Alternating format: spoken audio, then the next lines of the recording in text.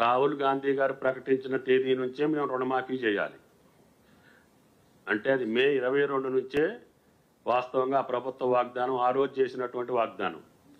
అయినా సరే మేము దానికి కట్టుబడి ఉండకుండా గత 5 సంవత్సరాల్లో ఉన్నటువంటి పంట రుణాలు తీసుకున్నటువంటి రైతుల యొక్క ఖాతాలు మాకు పంపించమని చెప్పి 32 బ్యాంకుల్ని మేము ఆదేశించాం ప్రభుత్వ పరంగా. వాళ్ళు పంపించినటువంటి ఖాతాలు గత రుణమాఫీలో అయ్యే పంపించారు. కుడి ఎడంగా మళ్ళీ మొన్న కూడా మాకు పంపించినటువంటి ఖాతాల్లో సుమారు 40 లక్షల వరకు ఖాతా నెంబర్లు పంపించారు. 25-26 వేల కుటుంబాలు ఉన్నాయి అందులో.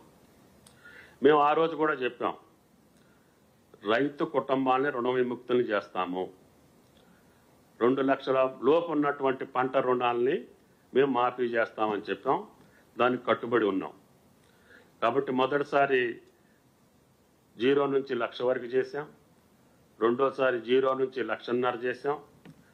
రేపు కొద్ది రోజుల్లో ముఖ్యమంత్రి గారి ద్వారా మళ్ళీ 0 నుంచి 2 లక్షలు చేస్తాం. ఇది అయిన తర్వాత మిగతా ఏదైతే బ్యాంకులు చేసిన తప్పిదం కావచ్చు, లేకపోతే ఎర్రర్స్ కావచ్చు, ఆధార్ నెంబర్లు తప్పు కావచ్చు, లేదు స్పెల్లింగ్ మిస్టేక్స్ కావచ్చు, సాంకేతిక పరంగా ఏ తప్పులున్నా మా యంత్రాంగాన్ని ఆ ఖాతా నెంబర్లు ఇచ్చి మాకేదైతే అప్పు ఉన్నాయని చెప్పిన ఖాతాలు ఒక పక్కన ఉంటాయి, అదేవిధంగా అప్పు తీర్చినటువంటి ఖాతాలు కూడా ఇన్ఫర్మేషన్ మా దగ్గర ఉంది.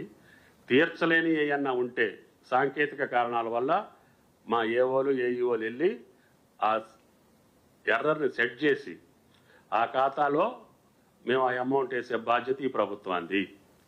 పాస్బుక్ లేకపోయినా వైట్ కార్డు ద్వారా వేసాం. వైట్ కార్డు లేకపోయినా పాస్బుక్ ఉన్నటువంటి రైతుని పాస్బుక్ ద్వారా కుటుంబ నిర్ధారణ చేసి ఆ కుటుంబానికి కూడా వేస్తాం. ఇప్పుడు సుమారు ఫస్ట్ దాంట్లో 17,000 అకౌంట్లు ఎర్రర్ వచ్చింది. ఇప్పటికే 10,000 అకౌంట్స్ని సెట్ చేశాం. ఎందుకంటే అధికారులు ఈ ప్రయత్నంలో ఉన్నారు కాబట్టి రేపు 2 లక్షల రుణమాఫీ అయిపోయిన తర్వాత వాళ్ళకి అధికారికంగా మా కింద అధికారులకు ఇచ్చి ఏ బ్యాంకులో మనకు వచ్చినటువంటి లిస్టులో ఇంకెంతమంది రైతులకి రుణమాఫీ జరగాలో అది జరిపించేటటువంటి బాధ్యత వ్యవసాయ శాఖ తీసుకున్నది. కాబట్టి ఎవరికి అపోహలు అక్కర్లేదు, దాని మీద ఆందోళన కూడా అవసరం లేదు. కాబట్టి ఆందోళన చెందేటటువంటి పార్టీలకు కానీ పెద్దలకు కానీ మీ హయాంలో కానీ ఇప్పుడు అధికారంలో ఉన్నటువంటి కేంద్ర ప్రభుత్వం కూడా వీటి గురించి పట్టించుకోకుండా, వీటి గురించి ఆలోచన చేయకుండా దీంట్లో కోడిగుడ్డు మీద ఏకల బీకాలనుకుంటే అది మీకు సాధ్యం కాదు అని చెప్పి కాంగ్రెస్ పార్టీ ప్రభుత్వం చెప్పదలుచుకుంది.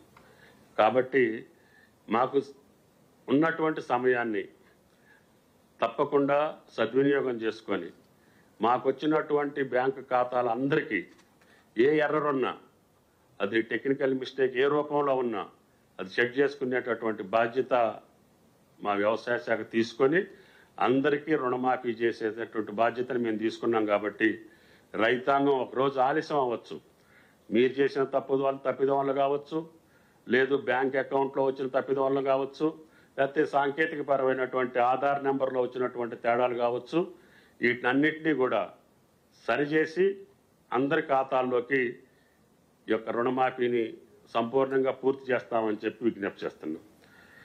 రెండోది, వీలైతే ముఖ్యమంత్రి గారు 14న మళ్ళీ రాష్ట్రానికి వచ్చే అవకాశం ఉంది. స్వాతంత్ర దినోత్సవం రోజున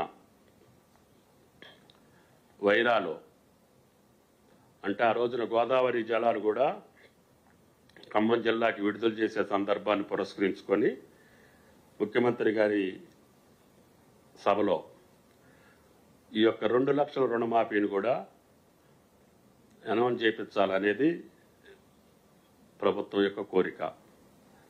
కాబట్టి 3వ విడత 2 లక్షల లోపు ఉన్నటువంటి రుణాలన్నీ కూడా స్వాతంత్ర దినోత్సవం రోజునే గౌరవ ముఖ్యమంత్రి గారితో అనౌన్స్ చేయించాలనేది వ్యవసాయ శాఖ యొక్క ఆలోచన. దానికి తప్పకుండా ప్రయత్నాలు జరుగుతున్నాయి. దాన్ని ఆ రోజున సఫలీకృతం చేయాలనేది మా కోరిక. మిగతా అన్నీ కూడా నేను చెప్పినటువంటి ఎర్రర్స్ అన్నిటినీ సెట్ చేసి తప్పకుండా ఈ కార్యక్రమాన్ని పూర్తి చేస్తామని చెప్పి విజ్ఞప్తి చేస్తున్నా. కొంతమంది ఆధారు లేకపోతే రాని వాళ్ళందరినీ మాకు వాట్సాప్ చేయమని చెప్పి ప్రకటనలు ఇస్తున్నారు. అసలు మీ టైంలో కానటువంటి అప్పు ఏదన్నా ఉంటే వాళ్ళని వాట్సాప్లో మీరు తీసుకొని ఆ అప్పులు తీర్చండి. ముందు మేము తీర్చే కాకపోతే అప్పుడు తెచ్చుకుందరు, కానీ మా ప్రక్రియ పూర్తి కాలేదు. ఈ ప్రక్రియ మధ్యలో నడుస్తుంది. 1,500,000 అయింది, 2 లక్షలు అవ్వాలి, తర్వాత 2 లక్షల పైన కూడా రైతులు చెల్లించగానే మేము కూడా వాళ్ళ బాకీ చెల్లించాల్సిన అవసరం ఉంది. కాబట్టి మా ప్రక్రియ పూర్తయింది అని చెప్పిన తర్వాత ఎవరికైనా కాకపోతే అది మీరు తెప్పించుకోండి, వెరిఫై చేయండి, ప్రభుత్వానికి విజ్ఞప్తి చేయండి, మేము దాన్ని పూర్తి చేస్తాం. కానీ మీరు ఇచ్చినటువంటి వాగ్దానాలలో కానటువంటి నెంబర్లు ఏమన్నా ఉంటే 2018 కంటే ముందు కానీ లేకపోతే 23 కంటే ముందు మీ ప్రభుత్వ కాలంలో కానటువంటి రుణమాఫీ ఉంది కదా, అవి తెప్పించుకొని వాటిని క్లియర్ చేస్తే సంతోషిస్తారని చెప్పి ఆ ప్రబుద్ధులకు విజ్ఞప్తి చేస్తున్నాం. కాబట్టి అన్నీ తెలిసి అన్ని రంగాల్ని విచ్ఛిన్నం చేసి విధ్వంసం చేసి ఈరోజు అది బాగలేదు ఇది బాగలేదంటే ఏది బాగలేదన్నా దానికి మూల కారణం మీరే తప్ప వేరేది కాదు. దాని యొక్క డీటెయిల్స్ తీసుకుంటే డిసెంబర్ 9, 23 కంటే ముందు జరిగినటువంటి అరిష్టం, అరాచకం, అవినీతి తప్పితే ఈ ప్రభుత్వ కాలంలో ఏ పొరపాటు జరగకుండానే ముందుకు పోవాలనేది ఈ ప్రభుత్వం యొక్క ఆలోచన. వీలైనంత కాడికి భగవంతుడు ఇచ్చినటువంటి శక్తి మేరకి ఈ ప్రక్రియ పూర్తి చేసి ఇంకా మిగిలినటువంటి కార్యక్రమాలు కూడా మేము మాటిచ్చాం. అది రైతు భరోసా ఉంది, అది కూడా మీ అందరి విఘ్నులతోటి పెద్దలతోటి డిస్కస్ చేస్తున్నాం. అది పంట వేసినటువంటి వ్యవసాయం చేసినటువంటి రైతుకి ఇవ్వాలనేది. రెండోది మీరు తీసేసినటువంటి ఇన్సూరెన్స్ పథకం, పంటల బీమా పథకం కూడా ఈరోజు రైతుకి అకాల వర్షాలు కావచ్చు, ఏ రకమైనటువంటి ప్రకృతి వైపరీత్యాల వల్ల జరిగిన నష్టాన్ని కూడా తీర్చాలి అని అంటే ప్రభుత్వ పరంగా సాధ్యం కాదు. కాబట్టి తప్పకుండా పంటల బీమా పథకాన్ని ప్రతి రైతుకి అన్వయించేటట్టుగా, ప్రతి రైతు దానివల్ల లాభం పొందేటట్టుగా, ఏ కారణం చేత పంట నష్టపోయినా తద్వారా రైతుకి పంట నష్టపరిహారం ఇవ్వాలని చెప్పి ఇన్సూరెన్స్ పథకాన్ని కూడా ప్రవేశపెడుతున్నాం. అది కూడా టెండర్ స్టేజ్లో ఉందని అనుకుంటున్నా నేను. అది కాగానే మళ్ళీ మిమ్మల్ని పిలిచి ఏ పంటలకి ప్రతి రైతుకి గతంలో అప్పు తీసుకున్నటువంటి రైతుకే ప్రీమియం ఉండేది, అది కూడా సక్రమంగా రాలే. కాబట్టి ఆ రైతు ఈ రైతు అనకుండా అందరి రైతులకి మేమే ప్రీమియం కట్టి ఆయన భూమి యొక్క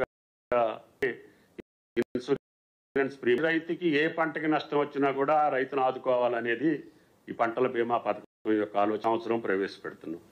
అదేవిధంగా రైతు బీమాని కూడా చేస్తున్నాం. దాంట్లో ఎక్కడా కూడా వేరే ఆలోచన లేదు. ఈ రకంగా మీరు వదిలేసినటువంటి కార్యక్రమాలను కూడా పునరుద్ధరించుకుంటూనే రైతుకు కావాల్సినటువంటి కాబట్టి కోసం